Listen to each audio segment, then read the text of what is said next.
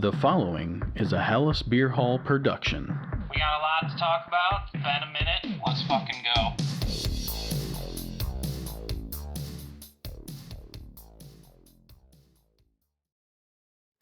All right, I'm here with Max Butzbach. Yo.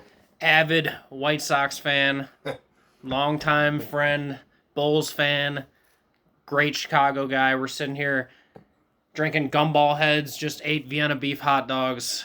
Poppy seed buns, some Rosens. Yep. And now we're going to talk how the Cubs just lost. We're actually not going to talk about it because fuck that. And how the Yankees are getting home runs. Yeah, the Marlins against them. Marlins are dogging the Yankees. Sorry, Sam. But yeah. Of course, Max. Of course, Connor's player on his team just struck out, but you know. Yeah, no big deal. Kyle Sauer's fucking it up. But Max, what are your top 5, or we could do top 3 all-time Chicago sports moments in your life? Oh Lord. I would have to say things that I witnessed. Yes. Top 3 would be, in no particular order, 1998 NBA Finals, watching Jordan crushing against Utah, halftime, got my Scottie Pippen jersey on, going out to the driveway, shooting hoops with my dad at halftime. Fuck yeah. And shout out Kurt. Seeing Jordan take his last championship. Number 2 would probably be my first MLB game. I think was also 98, maybe 97. Either way, it was a crosstown classic at Wrigley. I couldn't tell you who won that game, to be honest with you. I'd have to look it up, but I just there was like a 3-hour rain delay, and we waited it out, and went and tried to stay dry. Went to the bought souvenirs, shit like that. When they resumed the game, so many people had left that we got to sit wherever we wanted. So we ended up sitting like second row behind home plate. Oh, nice. And all the Cubs fans and Sox fans that were still there had just been drinking for 3 hours. So everybody was hammered. Just blackout. And there was this guy, there was a drunk Cubs fan in front of us. And he ended up getting kicked out which I loved every moment of it, because he was talking mad shit about my boy Ray Durham, telling him he was a bum and to take his jersey. Where'd he get his jersey? From the Salvation Army? And just like talking mad shit, calling Frank Thomas the big skirt and all the bogus names. So when he was talking shit, and I'm just like sitting behind him as a kid, just kind of fuming, and fucking turns around and he's got this look in his eye, and it's just like, oh shit. And then he just starts walking away, and I turn around, and then here comes security going to grab him, pull him out of the game. I think they could hear him on the TV broadcast. So I also get that guy out of here. Also, side note, even though I am a Sox fan, I did get my first autograph at that game. It was a rookie pitcher by the name of Kyle Farnsworth. Oh, sick. So that was pretty cool. I probably still have that hat floating around my parents' house somewhere. Nice. So he is now like a semi-professional body. Football player. Yeah. Beating people's asses still. He's like, all right, I'm out of baseball. I'm going to find something I can still do steroids in. Yeah. So that was the steroid era. But yeah, no, I mean, I guess that would probably be the top one. I mean, that was just live in person, first time at a game. And then number 3, the other one that comes to mind is, what was it, 2006? Or was it 8 when the Bears were in the Super Bowl? 6, yeah. And sitting in Marty Arneberg's basement, watching the game, getting ready. We got sodas and snacks, and pizza. and And Jordan Malls threw the pizza on the wall. yeah, and well, I didn't remember that, but that's pretty funny. I haven't heard that name in a long time. But yeah, that just the game starting and Devin Hester running back that opening Oh yeah. kickoff for the a touchdown was pretty epic. Granted, we lost the game, but that would still was a top 5. We were jumping up and down, freaking out moment. I'm surprised you didn't say the 2005 World Series. I would go honorable mention 2005 Sox World Series. I watched that game at Mike and John Brassey's house in Chicago Heights, and nice. I don't remember, somebody's older brother came by after they won and drove us around Chicago Heights just like reckless as fuck, laying on the horn. So yeah, that's probably another honorable mention for sure. Nice. I think 05, I think we spent more time, on playing with MySpace than actually watching the game, but paying attention to what's going on. Yeah, ADD and whatnot, so. Sorry, I didn't think I probably shouldn't be dropping the F-bomb, but you're fine, dude. Okay. We do it all the time. Okay. No, yeah, we I think we've talked about it before, but I wore my Little League Astros jersey to my uncle's house during the White Sox World Series. Yeah, what a dick. He was like, take it off. Yeah, you can't come inside, take it off. I had to turn it inside out and go. What a good man. Yeah. Good man. But yeah. No, fucking A. We were also just talking about, it's not one of my favorite memories, but a good one was that when the Cubs won that World Series, and I could have cared less either way. I was rooting for him, I wanted him to win. I was more happy just to see LeBron James at that game crying when Cleveland lost. I couldn't root for Cleveland, but as much as I would have been perfectly happy shit talking you guys if the Cubs lost. He was spazzing in the booth or whatever, or in the box, he was going crazy, and I'm like, oh god, can't let this happen. Yep. So, Max and I and Hank and Aaron, we all used to play Little League baseball together, and Isaac Walton, shout out, one of the best places to play. Yeah, shout out Isaac Walton Little for League sure. baseball. If you wanted a bunch of crazy parents screaming and fighting. Yep. That's where you go. Yep. And, so Max lives out in Colorado. What are your foods that you miss the most from Chicago? Well, he's been out here since 2012, so yeah, goes back a lot though. I would say, it's gonna be an obvious one, definitely the big 3, but obviously pizza. I miss Aurelio's pizza specifically, but in Chicago you can go just about anywhere, flip a coin and hit a good pizza joint. Best pizza in Colorado is Domino's. Shout out. So yep. Obviously, pizza, but then Italian beef, the big and hot dogs, the good Vienna beef hot dog. But then, even more, now that, those were, just big 3 generic ones when I first moved here, and now it's become even more, autistic with, poppy seed buns and, the Almigra tortillas that you can get at the store. Can't get those here. Yep. I don't think I was never really a big old style fan until I couldn't get it. Yep. And so now, when I go back, if I'm driving, I load up the truck with 3 Floyds and some old style.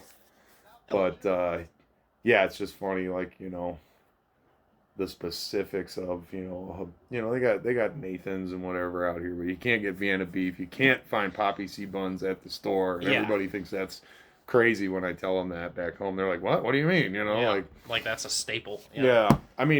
Chicago, literally, if you go to Jewel, they got the frozen pizza section at Jewel is better than the Colorado, pizza joints. They got. It's the same near Portland, Oregon. It's is there good pizza in Portland? Sure, you can find some hipster New York shit, but it's not the same. Well, and then the same thing out here. I mean, even like there's a spot in town that does like a pan style, and that's not really my go-to, but they do a pretty good one over here. But it's you get medium pizza and it's $45 or something. Yeah. I'm just like, oh my, Yeah. okay, I'm good on that. You know, I know exactly. But we're in Fort Collins, Colorado. We just saw Tedeschi Trucks band at Red Rocks last night. Fucking ripped. Derek Epic Trucks show. is the man. Jerry Garcia's birthday. Yep. I think they did their first ever Franklin's Tower Yep. cover, which was sick. Yep. Open the show. We're going to go tonight to see Mountain Grass Unit and Shadow Grass at the Mishawaka Amphitheater up the La Poudre Valley. Ooh, good pronunciation. You know what I'm saying? Out here, La Poudre is like, if you're... Up the Pooter is what we used to say. Yeah, I was going to say, that's like if you're French. In Colorado, they just call it Pooter. So, Colorado is, they're pretty famous for mispronouncing either French or Spanish words. Yep. Salida, Colorado, one of my favorite spots out here, used to be the border between the U.S. and Mexico, and they actually, I think it was Mexican-American War or something, whenever we ended up, getting that land and pushing Spanish-American War. Yeah. And that, Salida is actually a Spanish word. Salida is exit. So it used to be the border. So it was like exiting Mexico and going into, Yeah. And then, Buena Vista, good view, I think is what that is in Spanish. Everybody out here calls it Buena Vista. So yeah, that's definitely, it's like, pretty funny. But yeah, going up the Pooter. Yep. Going up the Pooter tonight. Mm-hmm. I'm a dumbass, and I got a plane time to go home tomorrow at 11:30, and we gotta basically leave at 8 in the morning. Yeah, so Fort Collins is a solid hour to hour and a half, depending on traffic from the airport. So yeah, and we're gonna get after it tonight. We're gonna go grass it up tonight, and then have to. Yeah, early morning. Maybe just stay up and. If I miss the plane, I'll sell all my crypto and buy. There you go. Yep. But yeah, Max is in our fantasy baseball league. His team is doing very well. Somehow. Who are your top players on your team, on your squad? Well, every year, I used to draft pretty pitcher heavy. And the last 2 years kind of started trying to get more of the stud hitters. So I got some, my team looks very different from when I traded it. And honestly, I think I've been getting pretty, lucky with our schedule. Because if you look at points, I'm nowhere near the top points in the league. But somehow every week, Yeah, he's in third place. Snake it out, or... If I even in the losses, it's down to that last day, one player could make or break it. But no, top players that I still got. I had no idea who Hunter Brown was when I drafted him, but he turned out to be just a second-year pitcher for the Astros. Yeah, stud sophomore year showing for him. And then I've traded, Jose Ramirez. Since I traded for him, he's been beasting. And then a couple other guys that Jose Ramirez might be the most underrated third baseman in all of baseball. Oh, he's and I hate him because he's on Cleveland, and Tim Anderson's shit aside, he just always owns the White Sox. Yeah, I hate him, but he's a beast. And I kind of, that was historically I would basically give up at some point and just get all the White Sox on my team. Yeah, and just rock that out to second to last place. Thank God, little B's in our league. And now we got the Juicy Hammers. That's Hank and Juice. Shout out. They decided to go a weird method in fantasy baseball and only have pitchers. So not one hitter on their team, and they're still in third to last place. Very bold strategy. Strategy. See if it pays off. In theory, I don't know. I'd have to talk to Hank and Juice, and I think the move would be maybe start that way, find out the guys, and then start trading because pitchers are hot, you know. Yeah.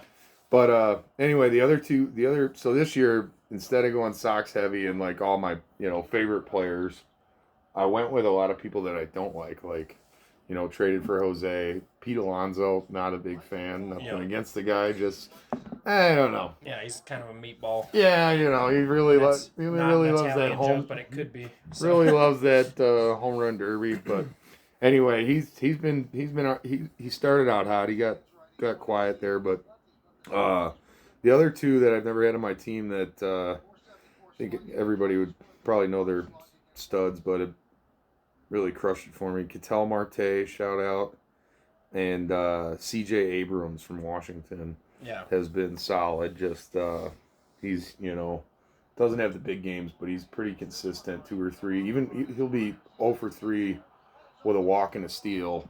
Yeah. And still get you 2-3 points or whatever. Yep. So. And I wanted to also mention last night when we went to the Tedeschi Truck show, Butz was wearing the jersey that I was making fun of in our last podcast. So he's got one of the Bulls White Sox jerseys. Oh yeah. And wears it loud and proud. Oh yeah. And yeah, the jerseys are fine. The hats are what get me. Yeah, well, the jersey, I just think I dig it. I think it's definitely a missed opportunity though. Could have been so much better. Yep. I won't lie. I would have went. I would have went black. Maybe that's because they already did the Southside jersey, which is probably the best jersey in the MLB, if you ask me. But maybe that's why they didn't do black again. But the red is just like, I get the Bulls thing, but like you literally have the only other team with Sox in their name in the league are the Red Sox. So like, why the Yeah. But anyway, all things considered, I mean they're dope. Yeah, and they got like 6 different jerseys. They're dope. Whatever, so. So. But yeah, and no, just hey, Butz has been a lifelong great friend, good guy, Chicago fan. Thought I had to get him on here for a nice little interview. I'm sure Juice and Hank will appreciate the Sox love. Oh yeah, go White Sox, baby. And look up the Bears schedule on your phone. I want to get your predictions real quick while we got you here. While we got Max. To be honest, I played football when I was in like middle school. St. Karen's football. Yep. Shout out Chicago Heights. Shout out Catholics. This is also a Catholic podcast still. So it was St. Karen's, St. Joe's combined team. So we had St. Joe represent as well. But not that I didn't hate that place. But don't tell Jesus. But yeah, as far as football goes, I mean honestly, I'm probably the worst person when it comes to NFL. I'm total bandwagon fan. Obviously a Bears fan. But you want a beer? But I'm not. Yeah, I'll take another one for sure. Gumball head or old style? Let me get an old style.